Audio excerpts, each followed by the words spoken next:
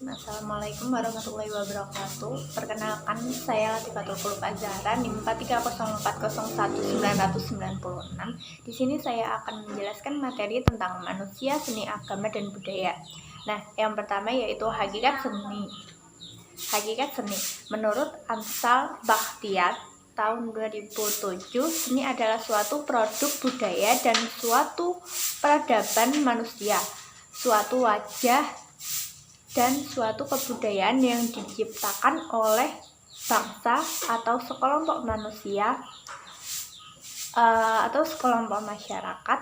Secara teoris, seni atau kesenian dapat didefinisikan sebagai manifestasi budaya, periksa atau pikiran dan rasa, karsa atau kemauan, karya atau hasil, dan perbuatan. Manusia memenuhi syarat-syarat estetik. Hal ini disebabkan karena ditopang oleh serangkaian nilai yang ditinggalkan seperti agama atau norma-norma lain. Selanjutnya yaitu hakikat etika. Pengertian etika secara etimologi berasal dari Yunani, yaitu ethos, yang berarti watak, kesusilaan atau adat kebiasaan, custom. Etika biasanya berkaitan erat dengan perkataan moral yang merupakan istilah dari bahasa Latin, yaitu mos, dan dalam bentuk jamaknya mors, yang berarti juga adat kebiasaan atau cara hidup seseorang dengan melakukan perbuatan yang baik, kesusilaan, dan menghindari hal-hal tindakan yang buruk. Etika dan moral lebih kurang sama pengertiannya, tetapi dalam kegiatan sehari-hari dilakukan. Sedangkan etika yaitu untuk mengkaji sistem nilai-nilai yang berlaku. Istilah yang identik dengan etika yaitu Yusila Sansekerta lebih menunjukkan kepada dasar-dasar prinsip aturan hidup sila yang lebih baik. Dan yang kedua yaitu akhlak. Dalam bahasa Arab berarti moral, dan etika berarti ilmu akhlak. Selanjutnya yaitu hakikat budaya. Menurut Kojaraningrat, budaya adalah keseluruhan sistem, gagasan, tindakan, dan hasil kerja manusia dalam rangka kehidupan masyarakat yang dijadikan milik manusia dengan belajar. Tindakan yang dipelajari antara lain cara makan, minum, berpakaian, berbicara, bertukang, bertani, berelasi dalam masyarakat merupakan budaya. Contoh kebudayaan lainnya yaitu rumah adat daerah Jawa menggunakan joglo, sedangkan di daerah lain seperti Sumatera terbentuk panggung. Selanjutnya yaitu hakikat peradaban. Peradaban berasal dari kata adab, yang artinya kesopanan, kehormatan, budi, bahasa, etika, dan lainnya. Lawan dari beradab yaitu biadab, tak tahu adab, dan sopan santun. Menurut ahli antropologi Dehan, peradaban yaitu seluruh kehidupan sosial, politik, ekonomi, dan teknologi. Jadi peradaban yaitu semua bidang kehidupan untuk kegunaan praktis. Sebaliknya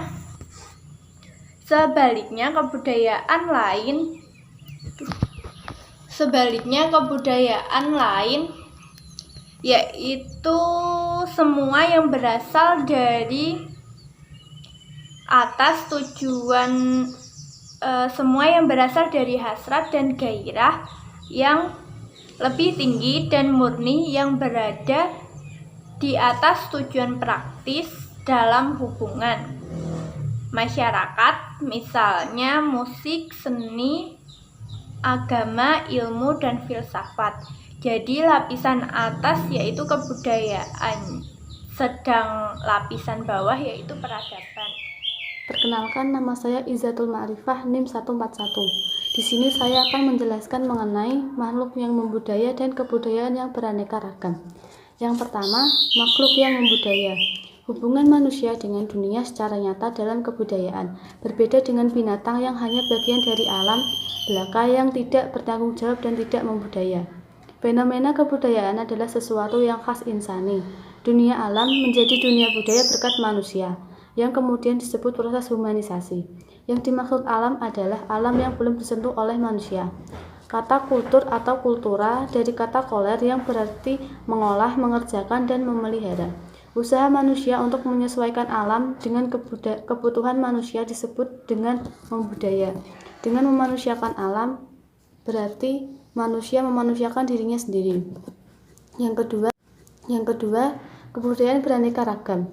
Setiap kebudayaan dapat dilihat sebagai jawaban manusia atas situasi yang dihadapinya. Oleh karena itu, manusia zaman dahulu berbeda dengan sekarang. Kebudayaan agraris berubah menjadi kebudayaan industri. Jawaban-jawaban yang diberikan tidak langsung hilang begitu saja, tetapi diteruskan kepada generasi-generasi berikutnya. Keseluruhan jawaban atas berbagai macam situasi inilah yang disebut kebudayaan. Kebudayaan yang satu dengan kebudayaan yang lainnya haruslah harmonis agar tidak menimbulkan krisis kebudayaan. Karena kebudayaan tidak hanya satu, melainkan beraneka ragam. Manusia adalah ciptaan sekaligus pencipta. Manusia mengubah dunianya dan dunia yang diubah itu mengubah manusia. Antropologi budaya sering membandingkan antara kebudayaan timur dan barat. Dengan membandingkan dapat memberi kesempatan untuk memperoleh pandangan atas keanekaragaman manusia yang membudaya dan dengan masing-masing kekayaan dan kelemahannya. Humanisasi itu dapat terarah ke dunia di luar manusia, dapat juga terarah ke kebatinan diri. Teknik dalam konteks ini langsung terarah ke diri manusia sendiri dalam hubungan yang sangat erat antara jiwa dan badan. Perbedaan antara teknik yang terarah keluar dan yang terarah ke dalam mengatakan sesuatu yang mendalam tentang perbedaan kebudayaan barat dan kebudayaan timur. Manusia barat lebih mengarah keluar, yaitu tentang kemajuan teknologi, sedangkan manusia timur lebih mengarah ke kebatinan. Tiap kebudayaan mempunyai kekuatan dan kelemahan. Berkat sains dan teknologi, ekonomi di dunia barat semakin maju, kelaparan makin berkurang, pekerjaan dipermudah, komunikasi diperlancar, dan sistem perbudakan dihapuskan. Efek negatifnya yaitu sistem ekonomi zaman sekarang hanya dapat bertahan dan maju, sedangkan kebutuhan. Perkenalkan, nama saya Sigit Jaya Saputra dari kelompok 10 Filsafat Manusia. Ingin memaparkan materi ketiga yaitu manusia dan teknik. Nah, manusia dan teknik ini ada 3. Yang pertama, teknik sebagai alat bantu. Teknik dalam arti sempit dimengerti sebagai membuat dan menggunakan alat-alat sehingga alam dapat dikerjakan secara lebih efisien dan mudah. Van Melsen mengatakan, it is narrow sense the term technique refers to the making and use of implements, tool, instrument, and machine. The order of this is enumeration itself indicates a certain evolution. Alat teknik makin berkembang dan semakin kurang tergantung pada tenaga manusia. Dengan tool dimaksudkan alat-alat atau perkakas yang menyempurnakan kerja tangan. Dengan tangannya manusia tidak dapat membelah sepotong kayu atau memecahkan batu yang keras. Manusia membutuhkan alat bantu teknik seperti kapak, martil, tang, dan sebagainya. Walaupun demikian, perkakas ini bergantung pada manusia secara langsung. Alat-alat ini membutuhkan tenaga manusia sebagai penggerak dan pengarah dengan instrumen tanpa adanya suatu kemajuan. Sebuah bajak atau kereta lebih lepas dari ketergantungannya pada manusia. Namun alat-alat itu membutuhkan tenaga manusia atau tenaga hewan. Sedangkan mesin tinggal mengoperasikan saja. Dengan proses otomatisasi, pengawasan dan pengontrolan dapat diambil alih oleh mesin. Yang kedua ada sains dan teknik. Sains dan teknik adalah arti kata teknik diperluas ketika ilmu dan teknik makin bersatu. Dari semula teknik terlepas dari ilmu, dan ilmu terlepas dari teknik, pada masa lampau ilmu matematika, astronomi, dan ilmu alam sangat maju, namun tidak bergabung dan tidak digunakan untuk kemajuan teknik. Teori dan praktis terpisah. Memang pada masa lampau orang memiliki banyak pengetahuan praktis. Untuk menyelesaikan hal yang praktis, manusia mencari akal. Manusia tahu meleburkan besi melalui pemanasan, akan tetapi mereka belum mengetahui prinsip-prinsip dasar. Ilmu-ilmu teoritis pun telah maju, namun ilmu matematika belum diterapkan dalam praktek. Ilmu dalam zaman Yunani dan abad pertengahan masih bersifat teoritis. Perbedaan di antara ilmu alam dan filsafat alam belum disadari. Episteme atau ilmu pengetahuan memperlambat kemajuan.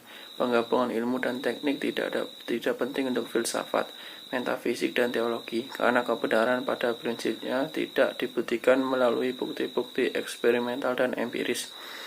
Akan tetapi, untuk kemajuan ilmu alam, penggabungan antara ilmu dengan teknik sangat menguntungkan karena melalui teknik, analisa dan eksperimen lebih dipertajam. Untuk teknik pun penggabungan ini sangat dibutuhkan. Penerapan ilmu matematika memungkinkan teknik membuat alat yang lebih teliti dan efisien. Nah, yang ketiga ada cultivation dan construction. Teknologi dapat berbentuk cultivation dan dapat juga berbentuk construction. Dua jenis teknik ini berlainan. Cultivation refers to living nature, while construction is concerned with non-living nature. Dalam kultivasi atau seperti dalam pertanian dan peternakan, manusia dapat memperlambat atau mempercepat prosesnya, tetapi gerak pertumbuhan tetap suatu proses alamiah dan interferensi manusia terbatas. Lain halnya dengan konstruksi, seorang tukang memberi bentuk baru kepada materi. Bentuk baru tak mungkin muncul dengan sendirinya. Dalam hal konstruksi, manusia menjadi pencipta, kayu menjadi meja dan batu menjadi rumah. Dalam kultivasi, manusia membantu dan membimbing suatu proses, tetapi hasilnya tetap bergantung pada alam sendiri. Seekor lembu bukan pabrik susu. Dalam konstruksi diberikan kepada alam suatu bentuk yang tidak dipunyai alam dari dirinya sendiri. Karena itu, tidak mengherankan jika sikap seorang petani terhadap alam berbeda dengan sikap seorang buruh yang bekerja dalam suatu perusahaan mobil. Sekian dari saya. Wassalamualaikum warahmatullahi wabarakatuh.